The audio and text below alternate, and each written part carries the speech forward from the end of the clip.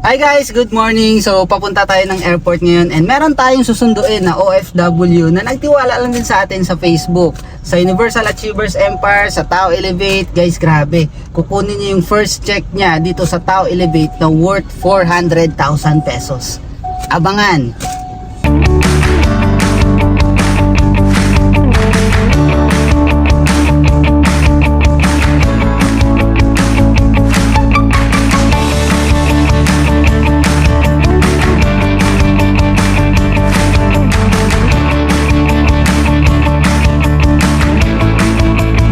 Anong pakiramdam mo ngayon, kukunin mo na yung cheque mo? Siyempre, naka-excited po dahil mawakan ko na po yung pinaghirapan ko.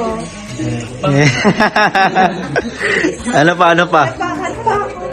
Kaya kung ako sa inyo, galaw-galaw dyan, huwag patulogin ang mga account nyo para kumita rin kayo ng malaki sa business natin. Kung kaya ko, mas kaya yun lang. Ano? I-goal nyo rin po makapag-31 accounts kasi napakaganda po talaga ng 31 accounts. Malaki po yung kitaan dito. Yun lang. Yan, sino yung kasama mo? Yung kasama ko, Yan. anak ko yan. Lugoy. Anong gagawin niya dito? Magpapachiki din siya. Wow! Dalawa pala kayo. Yeah, bali tatlo po. Yung isang anak ko rin po.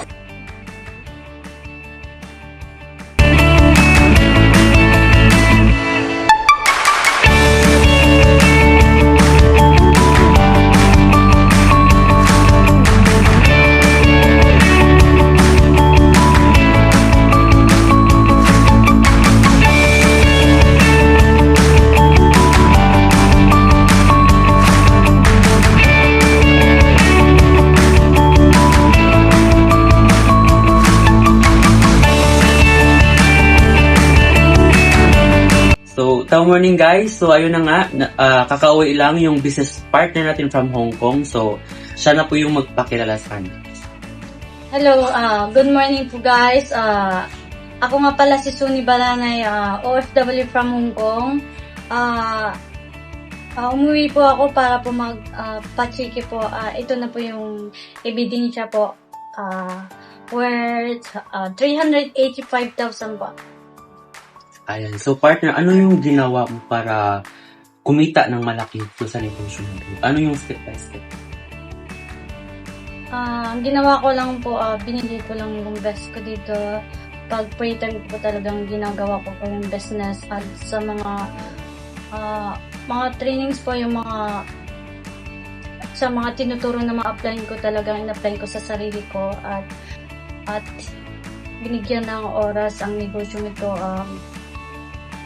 Pag santi po talagang ito po yung ginagawa ko, yung mag-invite po sa mga OFW sa Hong Kong.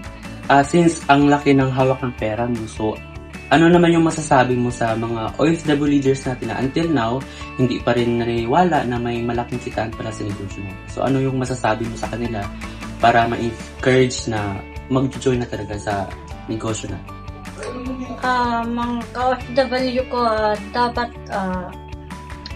huwag na po kayo magdalawang isip na sumali po or mag-invest po dito sa community natin kasi hindi naman po mawawala yung pera nyo, nandyan lang po, at least po nandyan yung pera nyo naka-invest and bigyan at tiwala lang po sa sarili. Huwag na po magdalawang isip pa, sumali na po dito sa community natin. So, ayun partner, so ilang buwan mo kinita yung income mo na 400,000?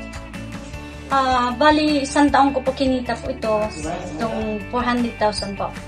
Partner, ano yung masasabi mo sa mga taong mapanood itong video na to? O anong mga advice mo, especially sa mga FW natin? Sa lahat ng mga nakapanood itong video ko, tiwala lang sa sarili. Alam ko na kaya niyan, bigyan niyo lang ng oras at tiyak ko sa susunod kayo na rin po yung magkaka-income na ganitong kalaki, 400,000. Yes.